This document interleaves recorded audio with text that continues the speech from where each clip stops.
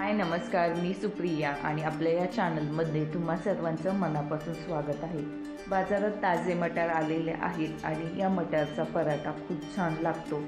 आपण पराठे तर नेहमीच बनवतो, पण प्रत्येकाचे काही ना काही प्रॉब्लेम असतात। काहींना तो जाडच होतो, काहींचं स्टफिंग बाहेर येतं, एक ना अनेक भरपूर असे प्रॉब्लेम असतात। आणि तुम्ही पाहू शकता मी बनवलेला हा पराठा आहे आणि ही स्टफिंग जी आहे ती भाजी एकदम पराठ्याच्या कडेपर्यंत गेलेली आहे। मस्त। आता हे पराठे कसे बनवायचे सगळ्या टिप्ससह मी हे सांगणार आहे। चला तर मग आपण सुरुवात करूयात। त्यासाठी भाजी बनवण्यासाठी मी 2 चमचे धने घेतलेले आहेत, 1 चमचा जिरं आणि 1 मोठा चमचा बडीशेप। आता हे हलकं भाजून याची पावडर बनवून घ्यायची आहे। नाही भाजलं तरीही काही हरकत नाही, पण याची आता आपण पावडर बनवून घेऊयात। आता दुसरीकडे दुसरं एक वाटण बनवायचं आहे। त्यामध्ये एक 6 ते 7 हिरवी मिरची, थोडेसे लसूण पाकळी, आल्याचा 1 ते 1.5 इंचाचा तुकडा आणि 1 मूठभर कोथिंबीर। आता यामध्ये आपल्याला धने कोथिंबीर भरपूर लागणार आहे, कारण याची टेस्ट यामध्ये खूप छान लागते। आता आपण पावडर बनवून घेतलेली आहे। आता त्याच ग्राइंडरमध्ये आपण हे ठेचा सुद्धा बनवून घेऊयात। आता ते ठेचा बनवून झाला की मी जवळपास 2 मोठी वाटी हिरवे वाटाणे घेतलेले आहेत। आता हे फ्रोझन आहेत। आता हे फ्रोझन वाटाणे कसे बनवायचे याची रेसिपी आपल्या चॅनलवर आहे, तुम्ही चेक करू शकता।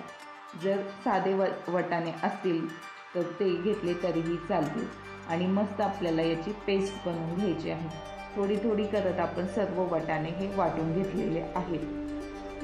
आता याची भाजी बनवून घेऊयात। त्यासाठी मी कढई गॅसवर गरम करायला ठेवलेली आहे आणि यामध्ये 2 ते 3 चमचे मी तेल टाकून घेत आहे। यामध्ये आता आपण जो पावडर बनवलेले मसाले होते ते टाकून घेऊ। त्यामध्ये थोडंसं हिंग आणि छान फ्राय करून घ्यायचे आहे। आता जर तुम्ही हे भाजून घेतलं असेल तर जास्त फ्राय केलं नाही तरीही चालेल। आणि मस्त छान वास सुटेपर्यंत आपल्याला हे या तेलामध्ये फ्राय करून घ्यायचं आहे। आता यामध्ये मी 1 चमचा बेसन पीठ टाकून घेत आहे, मोठा 1 चमचा, म्हणजे आपले साधे पोहे खायचे 2 चमचे बेसन पीठ वापरायचं आहे। यामध्ये पाव चमचा हळद आणि गरम मसाला पाऊण चमचा, 1 चमचा धनेपूड, मस्त मिक्स करून घेऊयात। आता आपल्याला बेसन पीठ छान फ्राय करून घ्यायचं आहे यामध्ये, त्याचा कच्चेपणा जास्तपर्यंत। आणि त्यानंतर आपल्याला हे आपण वाटलेलं बॅटर टाकून घ्यायचं आहे। मस्त एकदा मिक्स करून घेऊया। यामध्ये चवीनुसार मीठ टाकून घेऊ आणि त्यानंतर हे आपण छान मिक्स करून घ्यायचं आहे। आणि यातील ओलेपणा जास्तपर्यंत आणि बेसन पीठ आणि हे मटार छान शिजेस्तोपर्यंत पाणी न टाकता आपण हे शिजवून घेणार आहोत। मस्त हे कोरडं झालेलं आहे, तुम्ही पाहू शकता।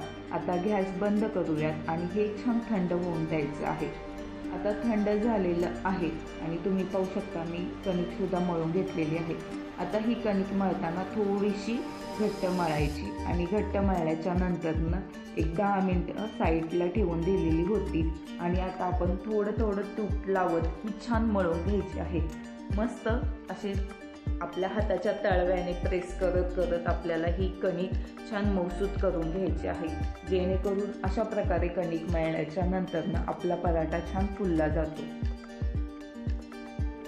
आणि आता याचे छोटे छोटे गोळे करून घेऊयात, जेणेकरून आपल्याला त्याचा पराठा बनवता येईल। आणि तुम्ही पाहू शकता मस्त आपण एक गोळा बनवून घेऊ।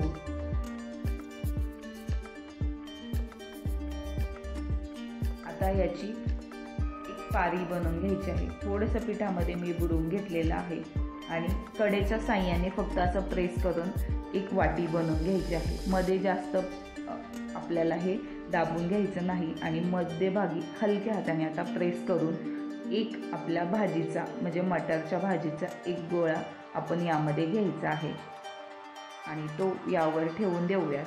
आणि असं हलक्या हाताने दाबत दाबत हे मिश्रण यामध्ये भरून घ्यायचं आहे मस्त। आणि आता यानंतर अशा पद्धतीने तुम्ही याचा एक गोळा बनवून घेऊ शकता। मस्त हे स्टफिंग यामध्ये भरून घ्यायचं आहे अशा पद्धतीने। आणि छान आता याचा गोळा बनवून तयार झालेला आहे। आता व्हिडिओ यापुढे स्किप न करता पहा। मस्त आता हे या पिठामध्ये हा गोळा असा मध्यभागी प्रेस करायचा. मध्यभागी दोन्ही साईडनी प्रेस करून झालं की हे स्टफिंग जे आहे ते दोन्ही साईडनी म्हणजे सर्व बाजूंनी पसरलं जातं आणि त्यानंतर हलक्या हाताने हलक्या बोटाने हे बाजूने सुद्धा प्रेस करून घ्यायचं आहे. आता जास्तीचं पीठ काढून घेऊया. मस्त अशा पद्धतीने प्रेस केल्याने हे जे स्टफिंग आहे ते कडेपर्यंत जातं आणि शेवटच्या कडेपर्यंत आपली ही भाजी जाते. आता हलक्या हाताने तुम्ही पाहू शकता मी एकदम पातळ असा हा पराठा लाटून घेतलेला आहे. आता तेल किंवा तूप थोडंसं लावून घेऊया किंवा नाही लावलं तरीही चालेल आणि एकदम हलका भाजून घ्यायचा आहे दोन्ही साईडनी. पहिल्यांदा तूप किंवा तेल नाही पटकन लावायचं. दोन्ही साईडनी व्यवस्थित असा हा भाजून घ्यायचा आणि भाजून झाल्याच्या नंतरच वरनं आपण तूप लावून घ्यायचं. तुम्ही बटरही लावू शकता किंवा तेल. मस्त तूप लावून दोन्ही साईडने आता आपण खरपूस भाजून घेऊया.